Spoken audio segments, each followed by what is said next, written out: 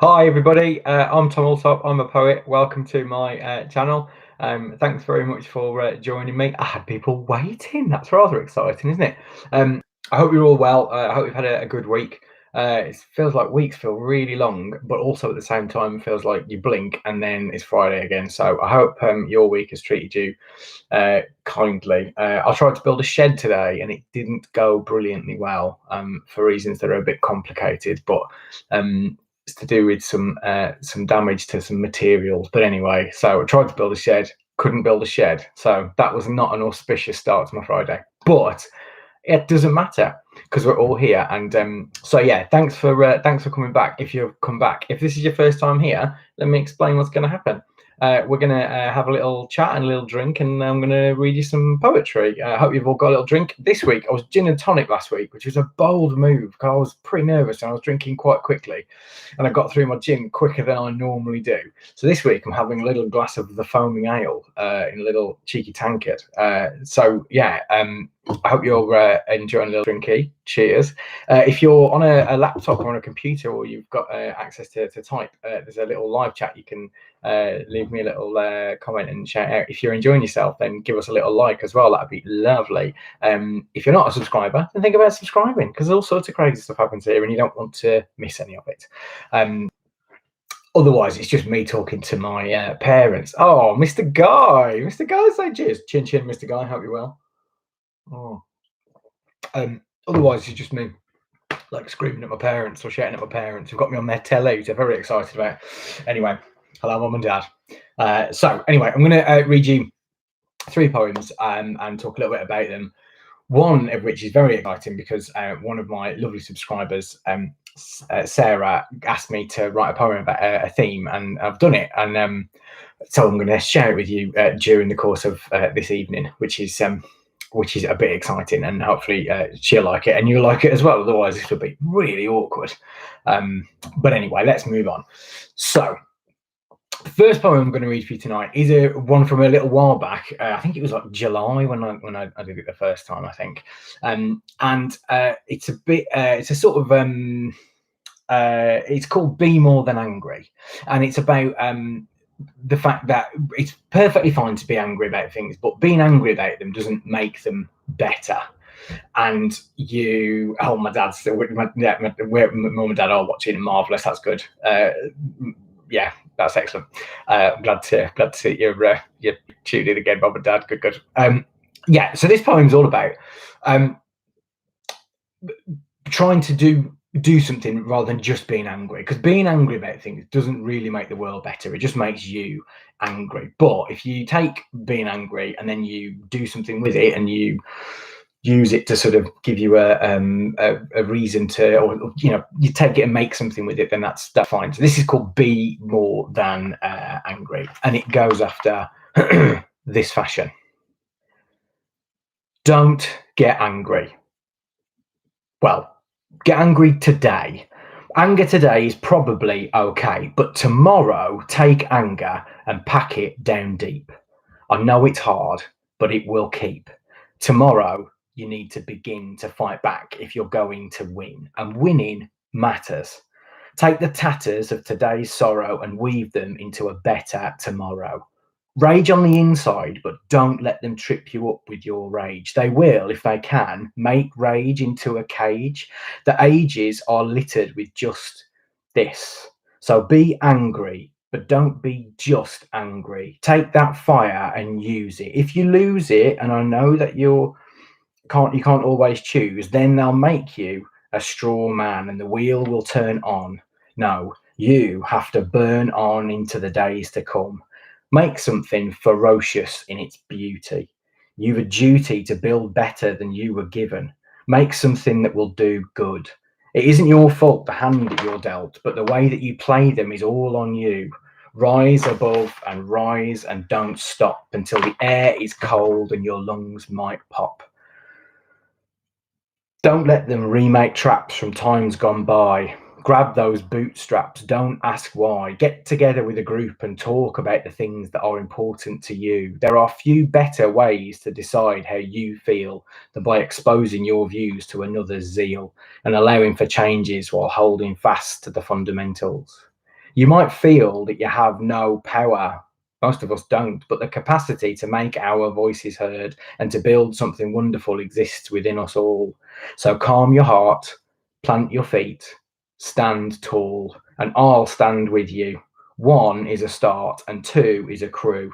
I'll hold you fast as you hold me, and we'll keep building bridges until we see the dawn and the promise of tomorrow.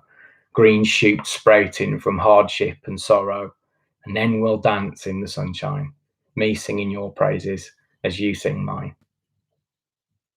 Thanks very much. So that's poem number 1. So yeah, last week was loads of fun. I was dead nervous to start with, and then as time went on and I got a bit more relaxed and more, if I'm honest, tipsy, I had a whale of a time, and this is good. I mean, I'm enjoying myself. Anywho, yeah. So what happened in the week was that somebody contacted me. If you go back and find the video from last week's. Plug my dad's new gin business, Graggy's Gin. That's an excellent idea. So my dad, I'm not going to bang on too much about it, but my dad, so during lockdown 1, the first lockdown, my dad retired and decided that he might have a little crack at making some gin. And then the gin making has become quite a thing.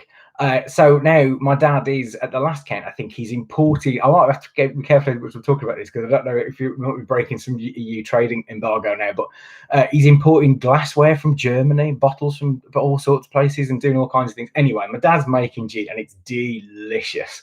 So if you're interested in gin, and you like gin and you want to get in touch about gin, then feel free to. I feel like he needs to start his own Instagram. We could call it Ginstagram. Anyway, don't tell anyone that. That's a secret just between you and me. Anyway, yeah, yeah. So there you go. Dad's making gin, and it's brilliant. It is brilliant. We've drunk the Christmas one. We've got a summer fruits one, but it doesn't feel like the right time. Is it the right time for summer fruits gin? Is there a wrong time for summer fruits gin? Probably not. But anyway, my dad's making gin. He's probably drinking gin now, but he was making gin before. Yeah. Anyway, dad's gin. Yeah. On that note, cheers, everybody. So here's what happened. Mr. G has gone Ginstagram. Yeah, I think Ginstagram's a winner. Okay, good. But that's surely I have some kind of copyright on that. So if my dad becomes a world famous gin maker, then I'll get something. Surely, is that how it works? We can discuss terms later. So yeah, so here's what happened. A subscriber of mine called Sarah left me a comment on last week's video saying that she really enjoyed what was happening, which is lovely, and then asked if I'd write a poem about grief, which is a big old topic to deal with, kids. And but I've had a go at it because I think my dad's drinking Pinot Noir. That leads us in perfectly. When I'm not doing this, I'm a teacher. I'm a school teacher, and when I talk to the students I teach about poetry, I like to tell them that poetry tends to deal with the things in our lives that are like the top end and the bottom end. So all the sort of the happiest bits and all the saddest bits, that's where we tend to find that poetry sort of is. And the kind of stuff in the middle, stubbing your toe and that kind of thing, isn't always dealt with. It can be, but it isn't always. But it tends to deal with the very big top and the very bottom and all the kind of extremes. That's where I sort of think poetry tends to live. Anyway, so this is sort of for Sarah, but also for everybody, and it's sort of about grief. I believe Sarah was particularly talking about the loss of a child, which obviously is, I have one child, and these things can't be imagined, can they? They're beyond imagining. But anyway, this is a little ditty about grief. So have a little swig, and if you're near loved ones, give them a cuddle, and if you're not, then text them. Okay. With each relentless beat of my lost heart, I feel you slipping further out of view. Every second pushes us apart and carries me from my last glimpse of you. Sometimes, absent-mindedly, I'll gaze at randoms in the street who look your age, I watch them as they wander on their way until I've worked regret into a rage. Lingering and looking quite forlorn, I struggle there to faithfully define the unfulfilled ambitions that were born the moment I first felt your heart in mine. I impotently conjure up the past, relive our too few memories again. They don't last long and fade to black too fast. I'm swallowed in the shadows that remain. And that's it. If Sarah, if you're watching, I hope that's all right. Yeah. Anyway, I hope you like it. Yeah, big stuff, gang. Yeah. So anyway, if you I should point out my friend Andy, who's watching, messaged me today and asked me to write a poem about sheds. Unfortunately, the attempts to build a shed were so massive that I didn't have a chance to write a poem about it, unfortunately. And if I had done it, would have been an incredibly angry poem about how the world is conspiring against me. And so I'm going to wait until I've successfully constructed my shed, and then I might write an epic poem about it. When I'm calmer, really, when I'm calmer about the shed. But anyway, that was a wee poem about grief, and I don't know. It feels like grief's, yeah, I don't know. It sort of feels like we're all grieving a bit at the minute, even if we haven't actually lost people. We're kind of grieving for like 2020 because we all had ideas of what it was going to be like, and it's not been that, has it? And I think 2021 is going to be the same. And I sort of feel like when things go back to normal, we're all going to take time to adjust to that. Maybe I don't know, but whatever. But I hope you're all right. And I don't know. If you're not, let me know, and I'll write you a poem. I might not fix everything, but it'll rhyme. So anyway, I'm gonna do a slightly lighter-hearted one now. It's a bit of a laugh, and it's odd. At least one of my beloved oldest friends is watching, Mr. G. There might be others watching it, lads, if you're watching, and also their significant and better others. Chin chin, everybody, and I hope you're enjoying yourselves. But anyway, this is sort of about them, but also, well, it's kind of about me and about us and about them, and it's about the fact that you might have. Hang on. I don't know all of you, and I don't know your groups of friends. My group of friends, my sort of closest group of friends from school, on paper, we have nothing really in common as a group. We don't really have that many shared interests. Some quite like football, but not everybody. Some some of us really like science fiction and Star Wars, but not everybody. Some people. Oh, Mr. Cheeseburger. I think is definitely watching. Oh, away from Mr. Richards as well. Right, okay. So anyway, yeah. I'm sorry, it's just descending into just a chat now. It's like a really one-sided Zoom chat. This is my ideal Zoom chat. No one else can talk. It's just me, and you're all watching. So yeah. Anyway, we don't really have any. My very close group of friends don't really have anything in common on paper. We're kind of largely held together by the fact we all, at the age of 17, decided we want to go to the pub. And we were the ones who went to the pub one day and never stopped going to the pub, and that's basically it. And those kind of shared experiences, and that's that isn't necessarily everybody's story, but it's ours, and we love it. So anyway, I did this in October. I think it was October time, and because I was thinking about whenever we start back a new school year, it reminds me of the school year we started when I started back in sixth form when I was 17. And we started to try and go to pubs, and that thing of going to the pub was like a massive deal when we weren't supposed to, when we were a little bit not quite old enough to go to the pub. And the effort that went into going to the pub and trying to get served and those kind of things, which obviously we never did. There was never any illegal underage drinking, but I heard that people did. So I've written a kind of speculative piece about how that might go, and it's sort of a bit about the attempts to try and fit into the pub when you not really knowing how you play darts in a pub, because you can have a dartboard at home and play darts, but that's not the same, is it, as playing darts in a pub? Because those of you, if you can remember pubs were these things that it's like a building, like a house you went to, and people would sell you alcohol, and you could chat to people or shout over the jukebox depending on your pub. But anyway, pub darts is a very different, you can think, oh, I'm all right at darts when you're playing in your shed, But then you get to the pub and it's like, oh, darts, it's not a game here, it's proper. Anyway, so this is called Rite of Passage, and it's a little homage, little ode to our attempts to go to the pub and you know. Here we go. The pub was straight out of a gritty crime drama or the backdrop for an interview on Panorama about working class pastimes and humble pursuits, when in walked 10 teens in identical suits. They stepped through the door with a chemical clout as Kouros and Insignia battle it out, nodding hello at the various punters and deaf to the chorus of unpleasant chunters. They set up base camp at an old cast iron table. Oh, hang on. Oh, wait. Don't go anywhere. I've only got half of it. Wait there. Hang on.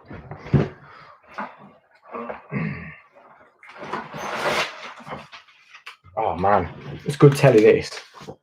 Oh, I'm halfway through writing them up. Oh, no. Oh,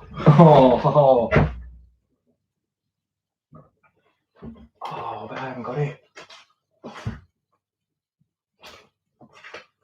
Or have I? Aha, hang on. Just chat amongst yourselves while I'm trying to find it. It's all right. This will be even funnier because I have to try and read my handwriting. Hold on.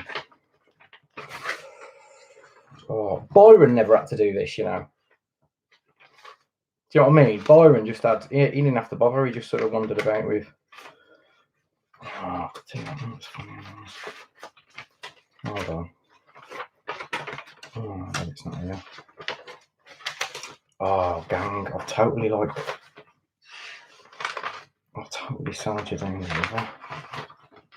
Oh, no, that's awful. It's going to be worse than when, like, Joe Wicks farted.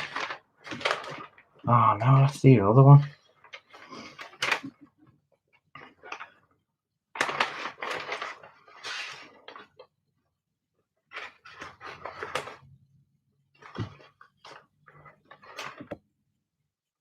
Yeah, I ain't got it. All right. I owe you one from next time. Who keeps playing in the wardrobe? Mate, I keep a poem in the wardrobe. I hang them up. They're all on coat hangers. Oh, that's really bad. Right, hang on. Do you know what it is? So I'm a busy. Do you know what I mean? I am. You know, I am pretty cool. Right, hang on. I'll find you. I'll just do another one. Is that right? Oh no, it's a good job with only my mum and dad watching, really, because otherwise, well, who can even say?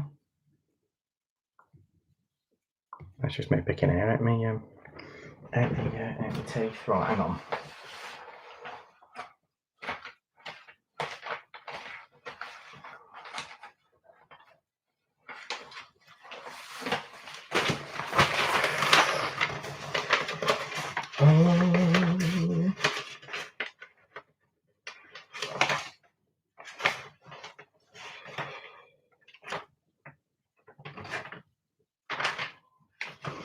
Yeah, I'll do this one instead. This is when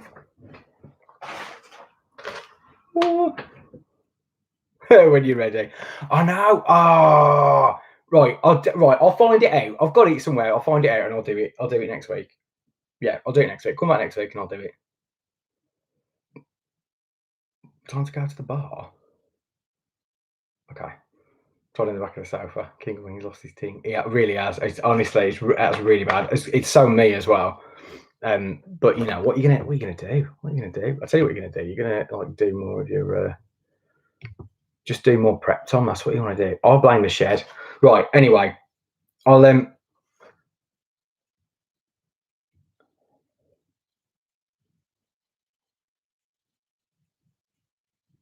yeah.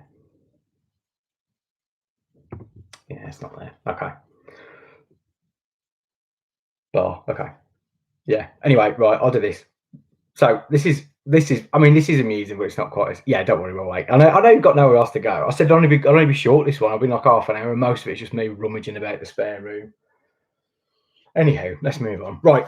So this one, this is funny, but it's about school. It's about school. Get an iPad. I've got an iPad. I'm on here now, but I can't. Anyway.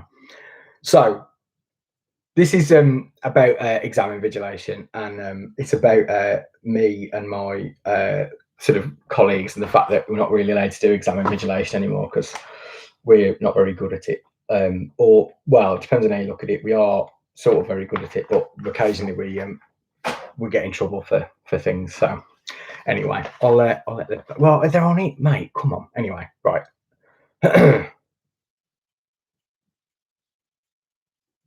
Trapped in a ramshackle high school gym whose ceiling was high but whose walls were thin, the air thick and damp with PE in a room full of teens who yearn to be free. A poor and slightly frazzled teacher reaches the doorway and spies three creatures unique to high schools, or at least mine: the professional exam invigilator, fine upstanding sorts who would, for minimum wage, stand guard and attempt to assuage the cheating masses from running amok. Our three came complete like stock characters from a hack B pick about Colditz. The main one, Frey Flick, who wore a camouflage body warmer, which makes no sense since, as any former soldier will tell you, camouflage works better by and large if all of you is covered. Arms sticking out tend to get discovered and make the centre part being hid moot. She carried a steel-tipped cane to boot, clicking up and down each row like a pirate hobbling to and fro. Watch yourself, Ski-Pole explains in a whisper and aims a dark look at me. We have a whistler in. See, 200 faces is at least 199 too many to watch close and verify which of those is the one that's whistling. By now, my colleague, visibly bristling at the thought of a small-time insurgency of irritating sound crime, hammers home the point, saying, keep your wits about you. Playing for now an extra in Moby Dick, except instead of a white whale, we're looking for a whistler pale. I glare a prophylactic glare.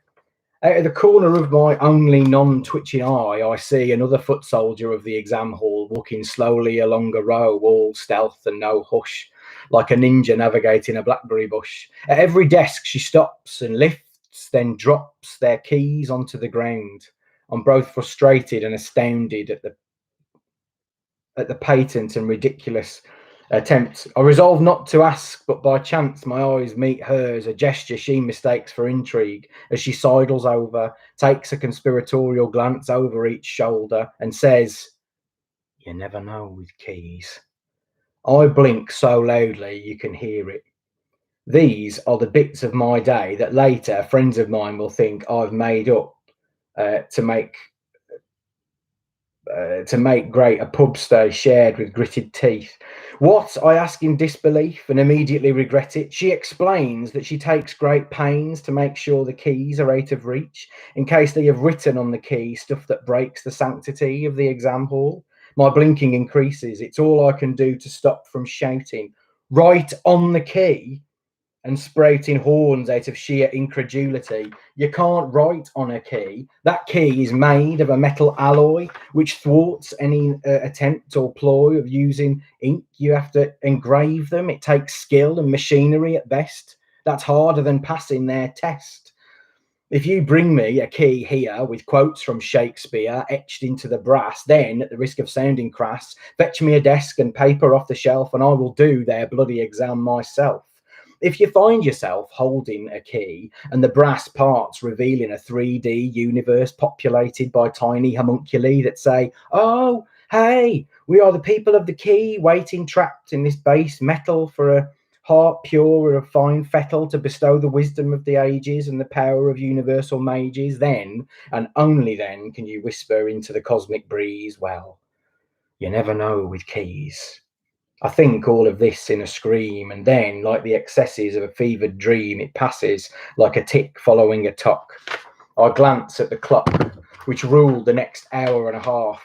The remainder of our time was passed in the traditional ways amassed over years of experience. We played various games, which for legal reasons I'm required to say that I have made up for entertainment purposes. You know, Pac-Man for sure, and my favourite, categories. You pick a topic, say worst hair, and then in the guise of care or patrolling for rule breaks, each of you gradually takes up position behind your candidate and stay until everyone playing can rate your selection or go to the back and have conspiratorial conflab and even a giggle.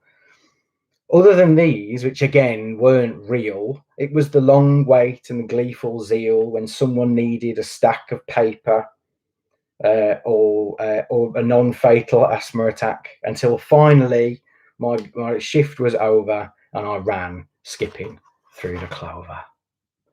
Oh, I'm really sorry I didn't get the pub one, Gun Gang. I'll definitely do that for next week. My time's nearly up. Oh, my beloved partner said I hear some poets put all their poems in a book. That's good advice.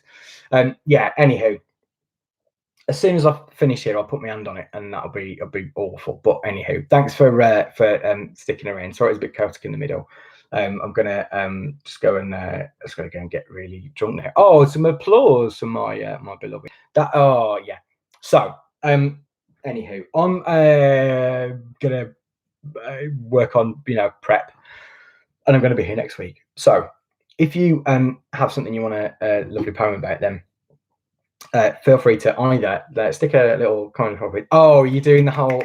It's probably on the other side of the paper, right? I can't make you wait any longer while I ferret about through for a poem. That would just be beyond awful, wouldn't it? Really? Oh man. Yeah, no, I can't just be having you standing there chatting away about the junior one. I feel like I need an extra one now. Well, I'm kind of. Oh, it's definitely not any of these. Yeah, no, it's not.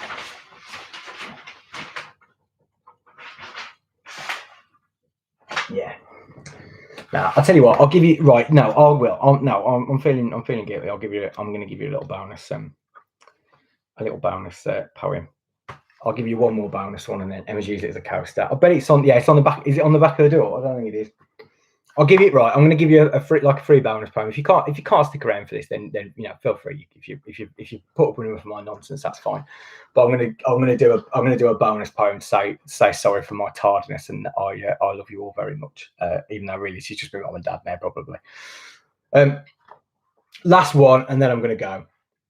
So this is all about camping. It's a wee ditty about camping. I went camping in between lockdowns. We went away with the wee and with some of the old family, and this just sort of struck me as while I was sat there waiting for the kettle to boil, which is a thing when you're camping. It's called Camping: A Love-Hate Story. Crouched over a tiny sputtering flame, a man in his advancing 30s enters the 20th minute of waiting for the kettle to boil. Tea tastes sweeter for the toil, and this tea has been a while in the making. Come baking heat, or more commonly insuperable drizzle, to the hum and fizzle of insects uncounted, and in a myriad varieties unknown to science, his weight goes on in defiance, a mixture of stubbornness, sheer, and the grinding realization that it is too early for beer. With pride he surveys his empire, an entire world in less space than a tennis court. Tent stood proud, every guy rope taut against the sprawling backdrop of the heavens, or it would be, without the usual fog in Devon. This erection, the product of all his strength and muttered, oath-strewn negotiation with his beloved, as a 4-and-a-bit-year-old tornado wreaks havoc, a cocktail of hidden mallets, bent pegs, and screaming at the top of his lungs for milk. But all of that's behind them now. Now there is tea, or there will be soon, probably, if the rain holds off and no one coughs in the direction of the burner. Concerned, he becomes aware that the few bare scraps of skin not covered in a thin but potent cocktail of insecticide are being gnawed at by flea or gnat. Needing comfort, he amuses himself by watching his new neighbours battle to put their tent up. For pent-up campers, this is campsite schadenfreude. It is impossible to avoid, and he knows that the people to his left watched him in the same vein. Hark, a hiss. The bliss of tea is near. Although he fears the joy will be unbalanced with an inevitable trek to wash up, people can and have walked shorter stretches on pilgrimage than the walk campers have to wash up or use the lav. A sudden gust breaks this calm, and though with no immediate harm, he knows they may be on borrowed time. The irritation compounded by the wind chimes on seemingly everyone's tent. Apparently now a legal requirement, every joint now groaning from confinement to his seat. Only the scantest feeling in his feet, he dares to lift the lid, the best to see at last. Bubbles, steam, tea. Right, there you go. So, thank you very much for coming. That's me done for this week. Next week, I promise I'll have all the poems ready before I even start, because that was hilarious. So, have a lovely rest of the week. Take care of yourselves. Stay safe. Wash your hands. And I'll do this again maybe next week. Maybe we'll leave it 2 weeks so I can calm down. But yeah, I'll put a thing out. But if you like this, then give us a big thumbs up, or give us a little share, and that'd be lovely. Anyway, I'll see you very soon. I've been Tom Alsop. I've been a poet. Have a nice week. Bye.